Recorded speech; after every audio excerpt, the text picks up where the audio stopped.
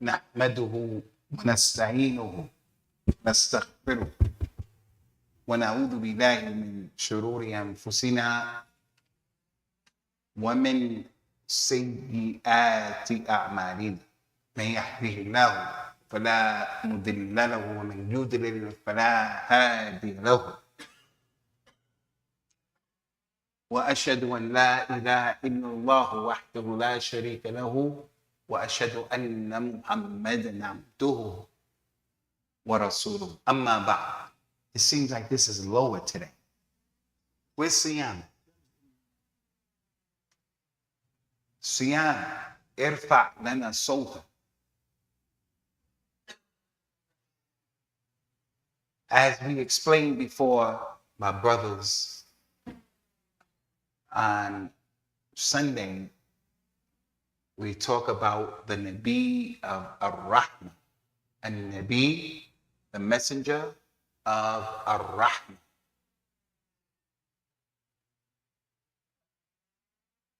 Our Prophet Muhammad Al-Mukhtar, Al-Mustafa, Al-Mujtaba, Abu Qasim, sallallahu alayhi wasallam, was the Nabi of Rahmah.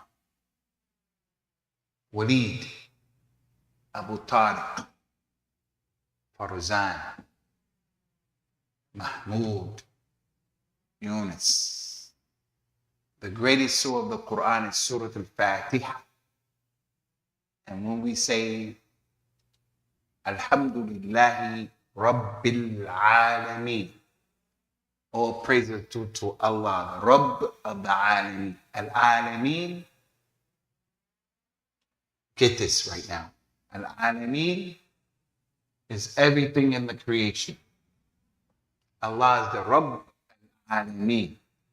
He's the Lord of all the world. Al-Alameen, Allah is by himself. Al-Alameen is everything else in creation.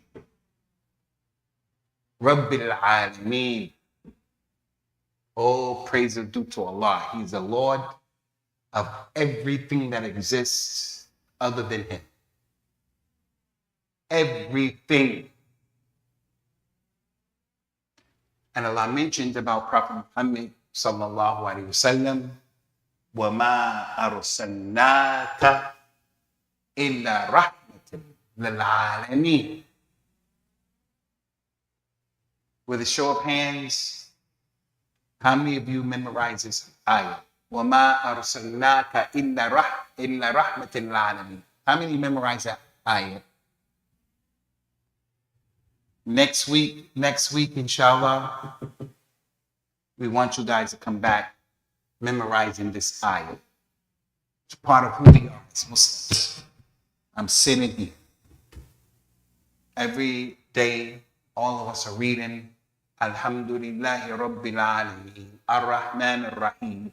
Allah is the Rabb, the Lord of the Alameen. What is Alameen? Allah over his throne in a way that befits his majesty, only he knows. Al-Alameen, he's the Lord of everything in creation other than himself.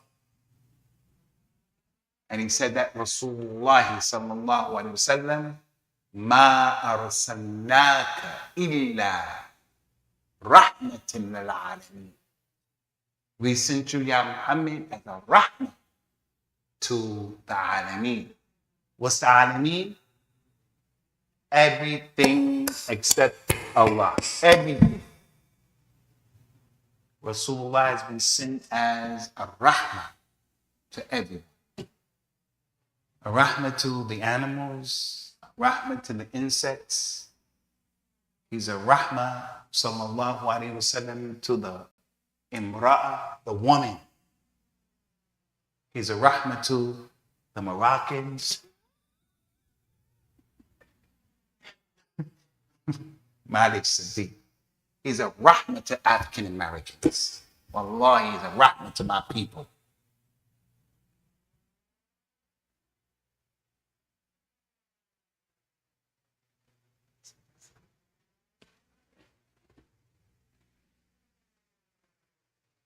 Today's talk, Rasulullah is a rahmah to the young people like Waleed, the youngsters.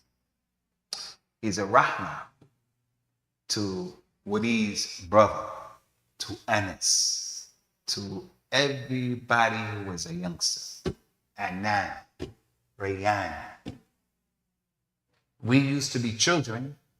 He was a rahmah to us. That's what today's talk is about. Today's hadith. He's a rahmah to the woman. He's a rahmah to the armala. He's a rahmah to the ajuz. He's a rahmah to the sheikh. He's a rahmah to the kafir. He's a rahmah to the muawwiq, the one who has special needs in a wheelchair or something like that. He has special needs, autism on the spectrum, retarded. He's a rahmah to the alameen. Concerning today's talk, tremendous hadith I'm going to share with you, brothers. And it's an authentic hadith. The Nabi of Islam, sallallahu alaihi wasallam, was sitting with his companions, Akhi Hashim. And when he was sitting with his companions, a young person from the teenagers, the youngsters. The youngster, I don't care what he thinks about himself, he is not complete. No matter what he thinks about himself. He may think that he knows, his father doesn't know. He knows society, he doesn't know. He may even embrace and accept that as a youngster, he is naqis, but he's not naqis to the degree that is so la yusma. That's how he feels. And I'm here to say he is not complete. And we have to take from the teachings of the Nabi sallallahu alaihi wasallam dealing with these youngsters. There was a young man who came in front of all of the people. And I want to do my best to draw your attention to the reality of this situation, this case scenario. The Arabs from amongst you can appreciate it more, I think, but everybody can see it. We can see it. I don't know what kind of example I can give. All of the community, they were sitting there. A shab, youngster, mina shabab, from the youngsters. Older men don't even pay attention to them. They don't ask them, what's your name? What's your situation? They don't even ask him. The person can even be a son of what the people were there. From the people. He doesn't even, his father doesn't pay attention to him. The boy came in front of all of the awliya, radiyallahu anhu, Abu Bakr, Uthman, bima fihi, in front of everybody. And he said, Ya Rasulullah, I'm asking you, Abu Anas, Mahmud, Feroz, Hashim, Aki Yunus, Sadiq, Nazim, I'm telling you, imagine this your son. He comes in front of Abu Tariq, in front of all of the community. And he said, Ya Rasulullah. He didn't tell his father he was going to do this. He's struggling within himself. Ya Rasulullah, idhin li bizina. Give me permission to go and make zina. Give me permission to go and make zina.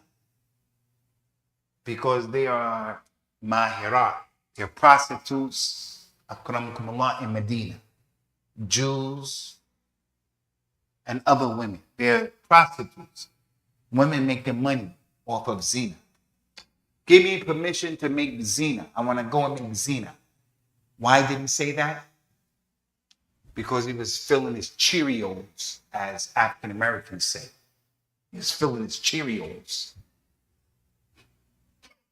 I don't think you guys know Cheerios cereals. Cheerios. He was filling his Cheerios. Ya Rasulullah, give me permission to go make zina. He stands before his father and his relatives, his a'man, his ahwal, the awliya, the ummah. Give me permission. I want to go and make zina. Everybody who heard that looked at him, and I don't know what example I could give you, brothers, so that you'll appreciate what happened. Everybody looked at him like, what? You're my nephew? You're my tribesman? You're my person I know? What? What? That's what you have to say? So if we were in this city right here and we went to City Hall, Masjid As-Sunnah, we're trying to get some situation and we're asking the non-Muslims, hey, mayor, we're trying to get this, we're trying to get that, we want to do this. And then one of our kids say, hey, mayor.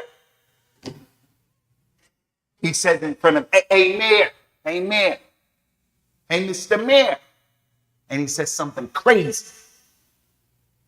All of us are going to look at him and say, what's wrong with you? What's wrong with your son? He said, hey, what's wrong with you?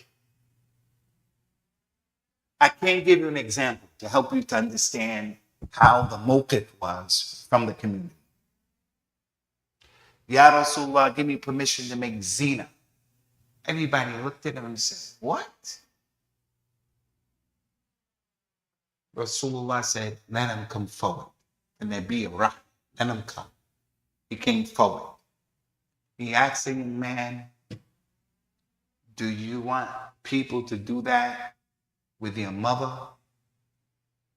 He said, may Allah make you a sacrifice. No, a'udhu billah. Mother, what? You want people to do that to your sister? He said, a'udhu billah. May Allah make you my sacrifice. Make me your sacrifice. Do you want that to be done to your maternal aunt? Your maternal aunt? He said, may Allah sacrifice. I don't want something like that. He said, also, people don't want that to be done with their mother, with their sister, with their maternal aunt, with their paternal aunt. No one wants that. How do you come asking that question? No one wants that. He said, come. The boy came close to the Nabi, the teenager. Your teenager, my teenager. Some of you don't have teenagers, and some of you do. When I tell you about this hadith, I'm not talking to you. I'm talking to myself first, and then I'm talking to you. Some of you don't have teenagers, and some of you do. The aqliya of the teenager. Allah asks a rhetorical question, ألا يعلم الذي خلق وهو اللطيف الخبير. Doesn't the one who knows, who created, and he is al-latif, al-khabir, he knows the reality of people's situation. You went through and I went through this marhala of being a teenager. And I can say to you, brothers, sitting here, as an alpha male, my wife is not going to be over me with her thumb. It ain't going to happen. I don't want to be rough and tough, but it's not going to happen. I'm an alpha male. I'm the imam in my masjid, in my house. But I have to calm down. This is my son. It's my daughter. And that's another dynamic. Not only is it my son who we may have issues, but it's my daughter. My daughter.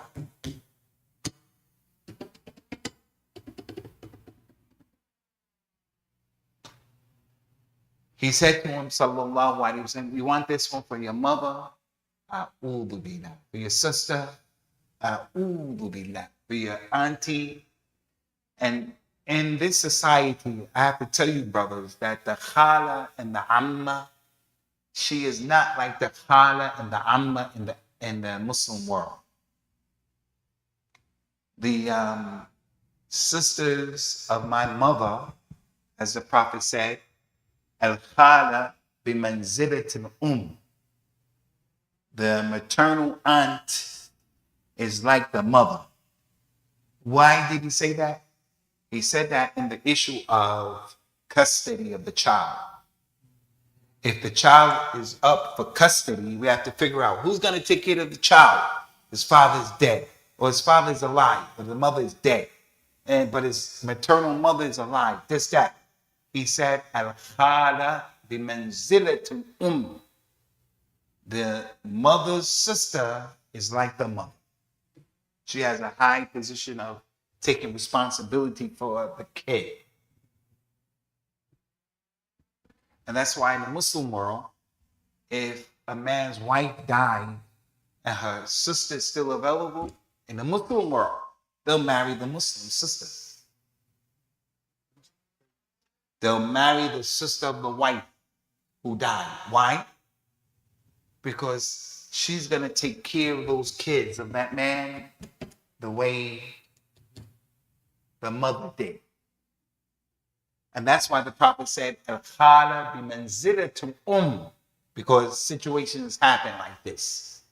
When it comes to custody, the maternal auntie is way up there when we consider who takes care of the child. He said that people don't want that for their mothers, for their sisters, for their aunties. They don't want that. Come here.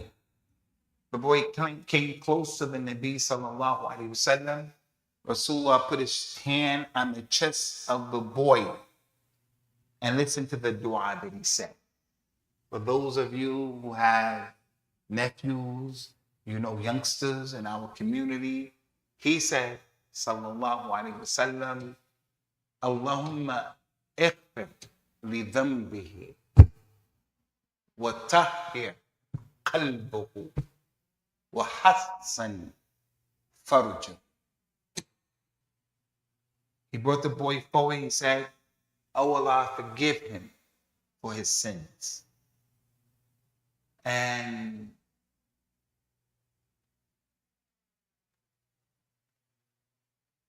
have oh Allah, forgive him for his sins. Allahumma ighfir li dhanbihi wa tahhir qalbuhu, and purify his heart. Make him a pure person." And this is back then when they didn't have social media, where the kid can go and put his phone on and watch all sorts of madness. Stuff that his father never even had an idea this stuff exists. His boy can watch. Not only can his boy watch that, his daughter can watch that as well. All sorts of madness. Madness. Allahumma ighfir li dhanbihi, forgive him for his sins. Wa tahhir qalbuhu wa hassan farjuh, protect his private parts. The boy walked away and he didn't have any issues anymore with this mushkil, with this issue. The reason why we chose this hadith concerning the Nabi al-Rahmah is that this is from the hardcore, sour realities of what we're living today. Those of us who have sons and daughters. If you remember what I told you in a class previously, where the Prophet said, sallallahu alaihi wasallam, an-nisa shaqa'u rijal, men and women are twins. Whatever the men are dealing with, it's applicable to the girls as well. So the shahawat And the stuff that our sons go through, our daughters go through. That's the reality. He is the Nabi of Ar-Rahman. Concerning this hadith of the Nabi sallallahu alaihi wasallam, a few issues we want to mention here. Is a sign that the Nabi of Islam had specific rahmah for you teenagers in his audience and youngsters. He had rahmah and concern for younger people. No doubt, Abu Bakr, Umar, Uthman, some of those, they were his contemporaries. But he did not neglect the youngsters who were 14, 15, 16, 17, 18, 19. He didn't neglect you. The people were sitting in front of him. He said, Ya ma'shar al-shabab, min istata'a minkum al-zawaj al-ba'a falyatazawwaj fa'innahu aghaddu lil-basar. Oh, you young people, any of you have the ability to get married, you have the ability, then get married. It'll be a protective measure for you. It'll cause your eyesight to go down. You won't have this fitna of women. That's back then in Medina, where the people have taqwa and they have deen. Not like in America or Europe, where women are naked, where people have access to this. My children have access to this telephone. My 5-year-old son has access to this telephone. My kids, your kids, they have access to this telephone. The little kid is 5, 6 years old. He could take this phone and start doing like this and changing the stuff. At the beginning, it starts off as innocent. Cartoons, Bugs Bunny in the 1920s, Bugs Bunny. And then it gets more and more and more, and then it becomes crazy. The Nabi was a rahmah to the Alameen. From the Alameen are the young people who are teenagers in their early 20s, in their 30s, and so forth and so on. Allah ordered us in the Quran and in the authentic Sunnah to be people who are making constant jihad against, these issues of al-fitan and all of these mashakil that go against what is going to benefit us. The Rasul of Islam, sallallahu alayhi wa alihi wa sallam, he taught us in this hadith, as fathers, as mothers, we have to do the best that we possibly can to understand first and foremost what our shabab are going through. And not to be so quick and easy to be judgmental. So the very first thing I want to bring to the table concerning this issue is what I would call the knee-jerk reaction. The knee-jerk reaction. When we hear things and we see things and we come to know things, we have a knee-jerk reaction and we're amazed, angry, like the people who heard that question. Ya Rasulullah, give me permission to make zina. The knee-jerk reaction is, what? How and why would you say that? What's wrong with you? Have you lost your mind? The knee-jerk reaction. You get a call from the school about this happened, that happened, this, that. The knee-jerk reaction. You have to understand what these shabab are dealing with. During the month of Ramadan here in this masjid, there were a lot of things that had happened, transpired, that we were not pleased with from our shabab. And it's easy for me as an older person to look at them and to be, against them. Condemnation. It's a problem. It's an issue. But the Nabi of Islam wasn't like that. He wasn't like that. He understood the reality of the youngsters of our community. And I don't think this hadith, this is the first time that you brothers heard this hadith. If this is the first time you heard this hadith, put your hand up. If you heard it before, put your hand up. حتى أنت يا أخي وليد. You heard this hadith before. How old are you? 16. ليس بجديد عليه. Some of us in our lives, we are in a position where our kids are not that young. They're living their own lives. They're living their own lives. And they're doing what they need to do in order to make their lives flourish and go forward. All right, put that on the side. You're in Masjid As-Sunnah now. And in Masjid As-Sunnah, there are youngsters who are not your children. They're not my kids. And we find them, we see them, and we catch them out doing things that are not, okay. And then it becomes a shed and a'adam when you're like me. You're a real person. There's a real person sitting in front of you. And I have to deal with this stuff.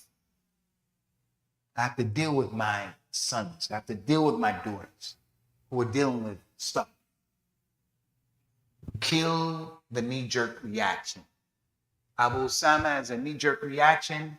I'm an alpha male. How dare you? What's wrong with you? Are you crazy? Do you want that for your mother, your sister, your maternal auntie? I got to kill that as a knee-jerk reaction. The knee-jerk reaction should put aside, and the reaction should be what the Nabi of Islam sallallahu alaihi wasallam showed us. And this is why we always tell people, and we remind ourselves, nothing is new under the sun in our religion. We don't have to reinvent the wheel.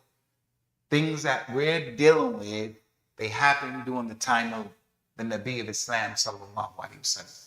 So Rasulullah, when he was a rahmah to the shabab of Islam, in this severe way and in other ways as well.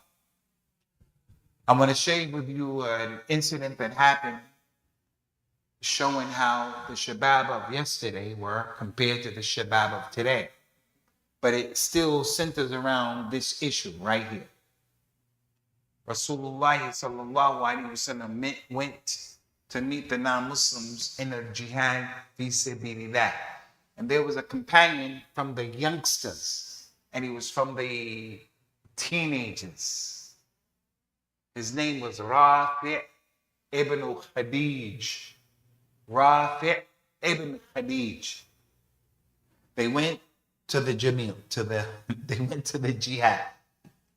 The Prophet sallallahu alaihi wasallam, he looked at the situation, he looked at the shabab, he looked at what they were going.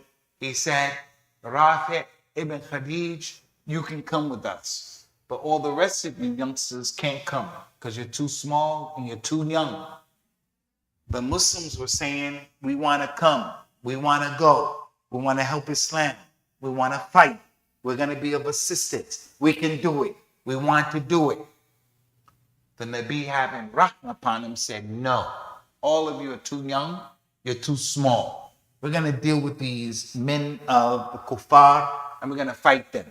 You're too young. There was one companion who was the good friend of Rafi. His name was Samara ibn Jundab. What was his name? Samara ibn Jundab. Samara ibn Jundab, Rasulullah looked at him and said, you can't go. You can't go. You can't go with us. You're too small. You're too young. Samara ibn Jundab, who was the best friend of Rafi', said, Ya Rasulullah, you're letting Rafi' go and I can't go? You're letting him go? Some of the men from the companions said, Rafi' ibn Khadij, he can shoot. He doesn't even have to go up to be close to the non-Muslims. He can be far away and he can shoot. And he just shoots, and whoever he can get him. And they wanted to get that particular youngster as part of the situation. But this boy, he said, Ya Rasulullah, you're not letting me go? You're turning me back with all of the other people? This was the youngster of Islam.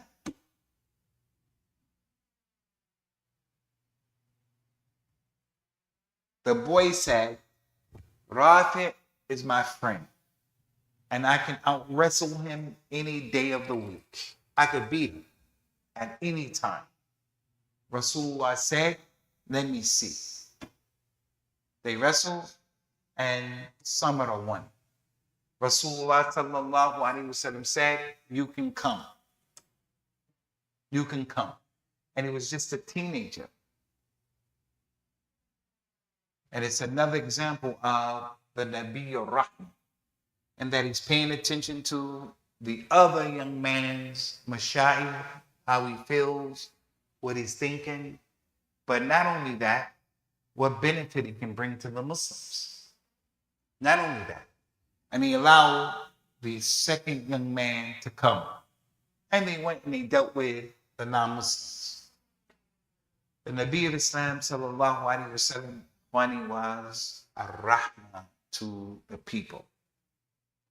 One of the main reasons why I wanted to mention this here today is, as I always say, I'm just like you, brothers.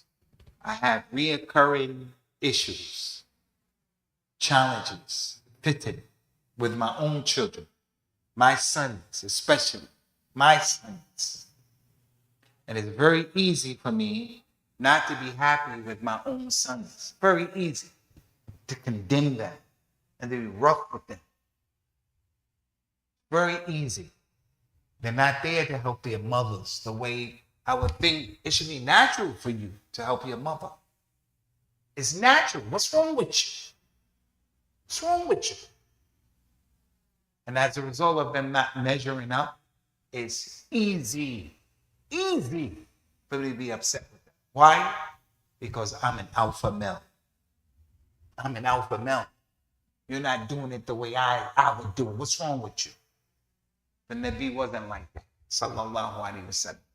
He was a mercy to our teenage boys who don't always measure up. They don't always measure up to the point and to the degree in this society here. One of us as fathers, and only the man who has sons will realize and understand what I'm saying, truly understand it. Because if you have daughters, it's not the same. I don't care what you say. It is not the same. You have daughters, it is not the same. Because even us, we are more mutasahil, muta'awan. We're more understanding towards our daughters. Because they're banat. But it's that young boy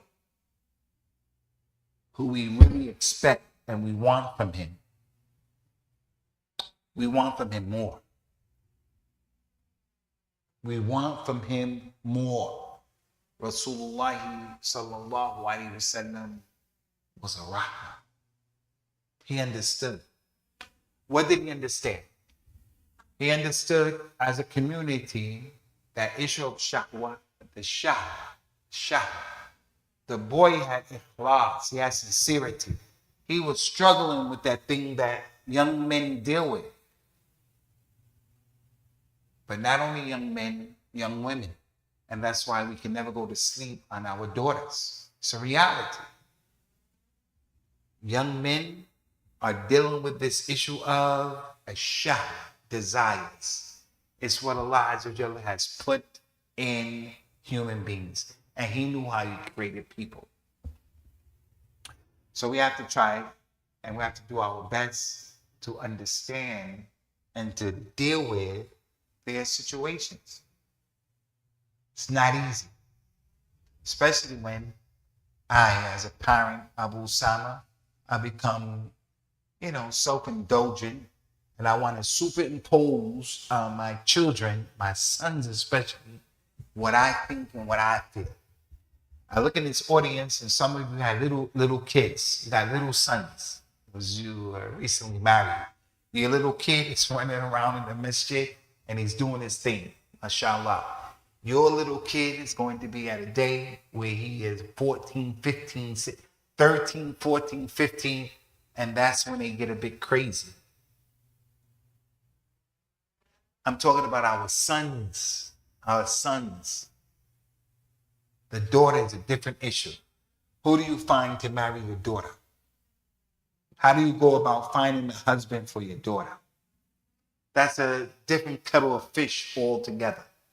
But whether it's the daughter, whether it's the son, the Nabi of Islam, Muhammad sallallahu alaihi wasallam, he was merciful to our shabab, to our youth, to these youngsters.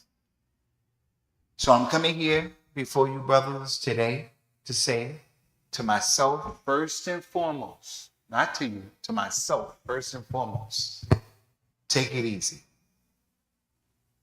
Kill that knee-jerk reaction. Kill it. Kill it. If my son stood in front of the people and said that to someone, I would be upset. I would say my son dropped the ball. But a better way of dealing with it, do you want that from your mother?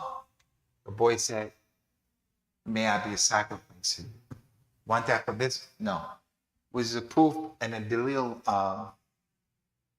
none of you truly believes until you love for your brother what you love for yourself. If you don't want that to be done to you, then don't do it to other people. If you don't want that to be done to you, then don't do it to other people.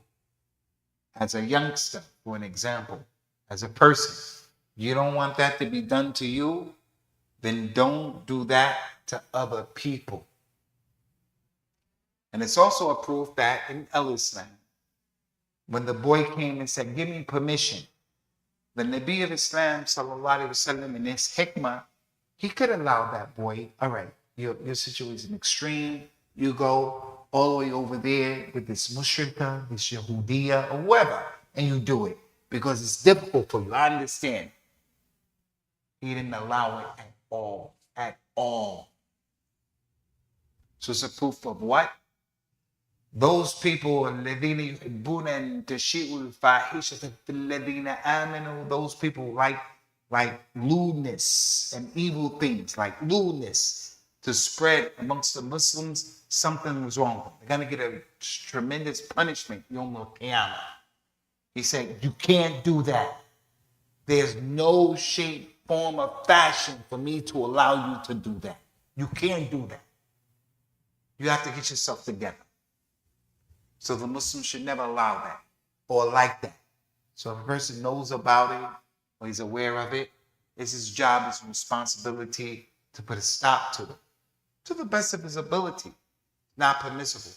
Not to mention the one who likes for it to be done. What about the one who is doing it? Not something that is permissible in the deen of Allah. It's not permissible. So today's message, Ikhwani, my brothers, and there are a lot of like dynamics going on here in our audience right now. We have different fathers who are the father of sons who come to the Masjid. We have different fathers who their sons are not even in this country. We have different fathers who, like myself, are in constant situations where we're struggling, trying to get an understanding of our sons and what's going on. We have different situations here. If we truly are people who are on the Sunnah and people who are trying to be on the way of the companions, take it easy. Try to understand your boy. Try to understand your boy. Pull him to the side. Talk to your boy. And also know for a fact what this boy did. Ya Rasulullah, give me permission to make zina. This is inside of every young man in Medina. What about right now? What about right now? With social media. If you don't believe that your son is being afflicted with this, An-Nisa shaqa'iqur rijal. Not only your son, your daughter. And then the daughter in the school and her dawa'i of al-ma'ad, the people she knows. She's a good girl. but she has people in the madrasa and the fasl who are with her. And this is what people go through. This is what boys go through, and this is what girls go through. Boys and girls. So instead of having a knee-jerk reaction about the fitna of the situation, we wanted to present this to you, brothers, to be a reminder that we have to be proactive, and rectify these ongoing issues with ourselves. I want to repeat this right now. And I say this with all of the ikhlas that I can muster. I am not talking to you people first and foremost. I'm talking to my own self, who I'm not always happy with how my sons deal with situations. I'm not happy because I'm an alpha male. I believe they should be better and they should do better. But I have to cool myself out because right now for these kids, it's not an easy time. It's a very, very difficult time. It's very, very difficult.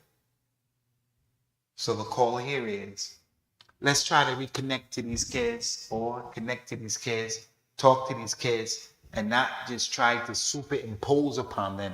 You have to act this way because the hadith says this and the Quran says that. No. They're dealing with some serious stuff. They're dealing with some serious tahaddiyat, challenges right now.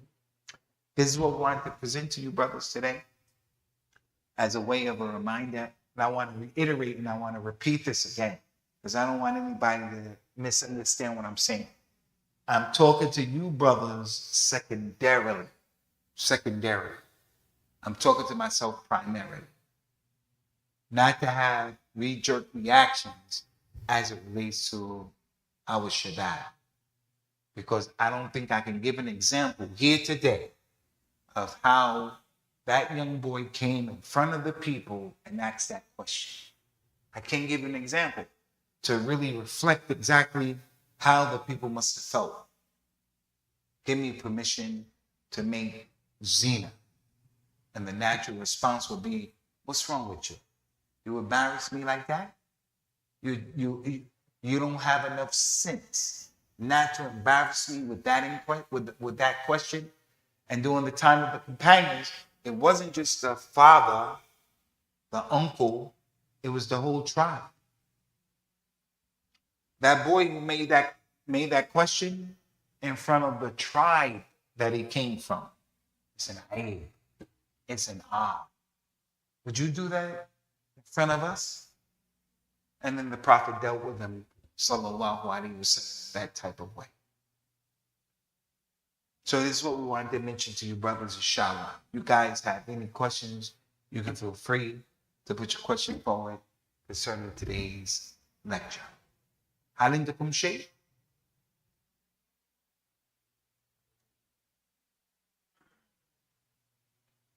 تفضل يا شيخ. هل عندكم شيء والشيء يؤذن؟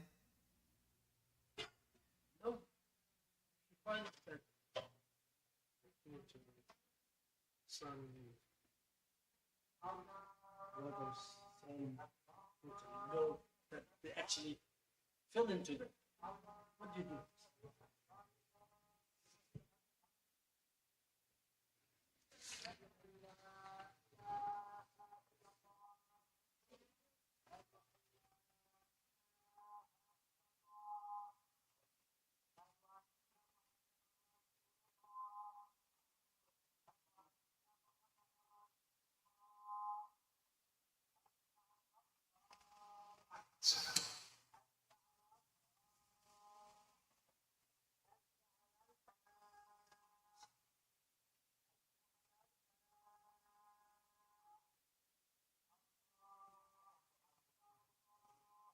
Allah.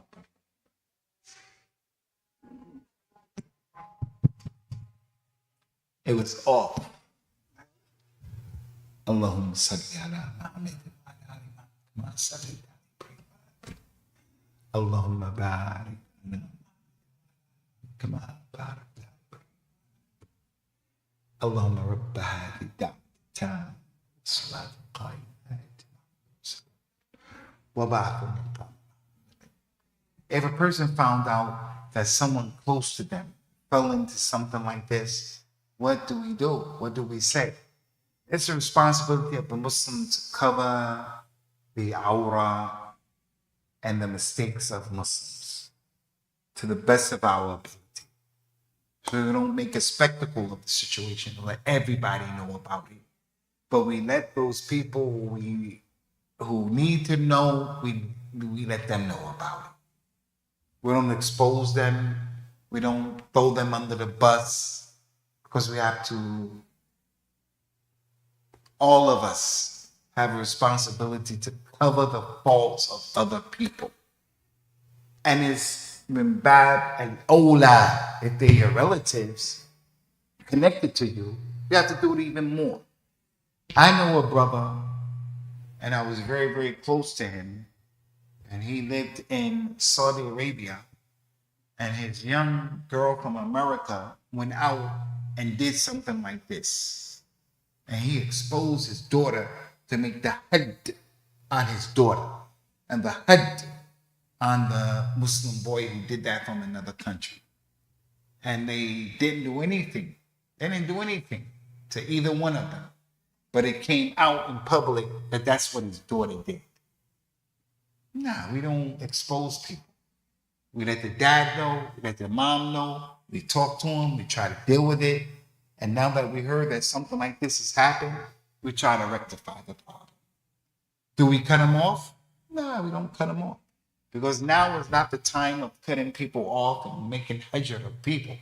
You cut them off, you're just giving them room to do more evil. This issue right here of Rasulullah sallallahu alaihi wasallam not blasting the boy and not dogging him out is an example of how in Islam, when people do things or they want to do things, but people are given dawah in the community, people in the community, our goal and objective, everything that we have to deal with. And I want to say this to the Shura members today. This morning, we dealt with an issue in the Shura.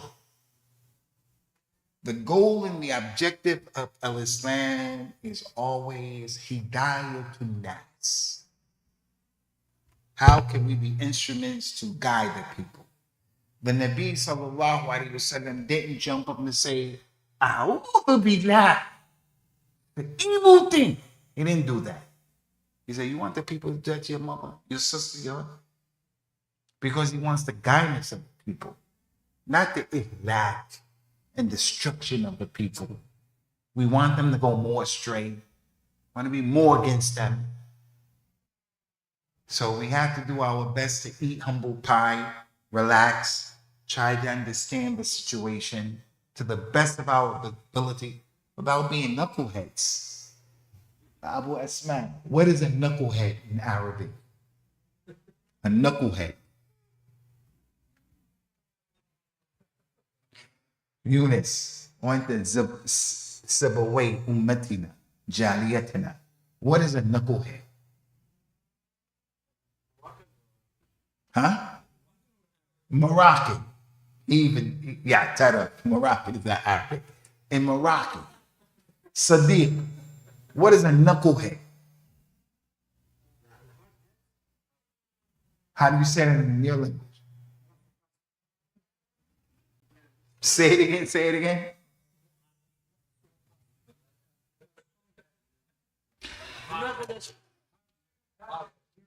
In Islam, Ikhwani, the goal and the objective is to get people, to make people guided.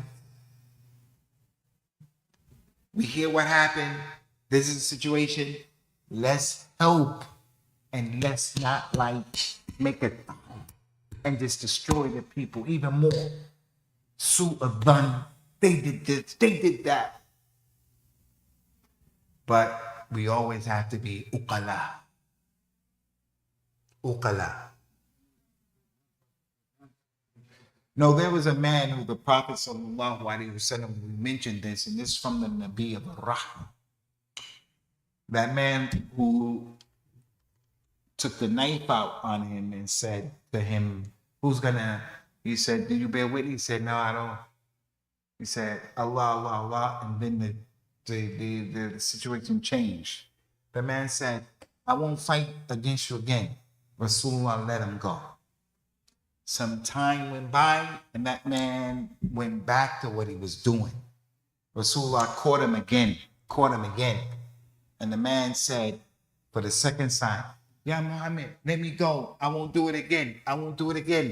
He said, Innal mu'min la yuldahu min hufratin marratin. The mu'min is not stung from the same hole twice. You already told me that.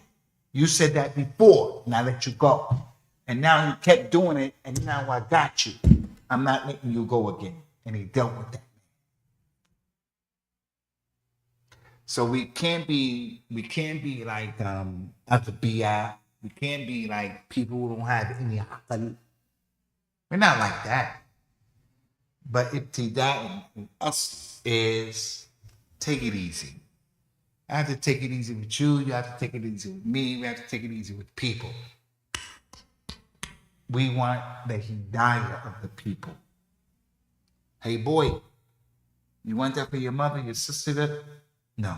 People don't want that for their mothers and their sisters. And they may dua for them. Many of the people, or maybe most of the people, the knee-jerk reaction would be put him in jail for 50 years. Because of what he did. He made a mukhalif. But the Nabi wasn't like that. Sallallahu alaihi wasallam. He wanted good for the people. And then we have some of the shabab who this is their situation. And they can understand it. And they stand with the young boy.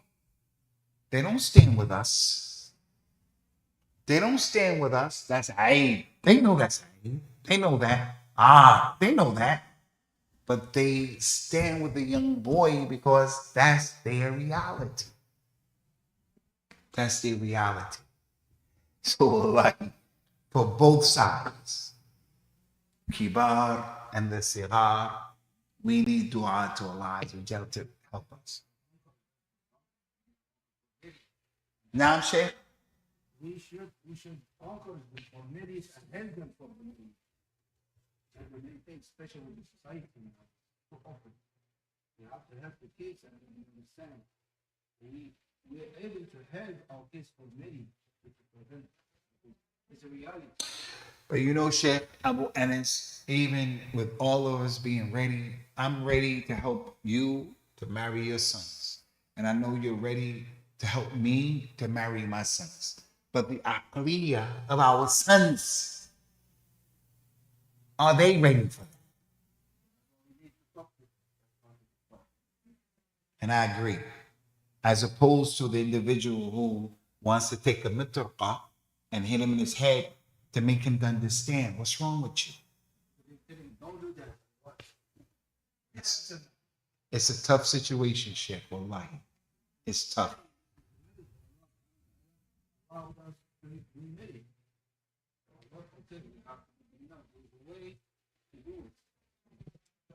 I agree.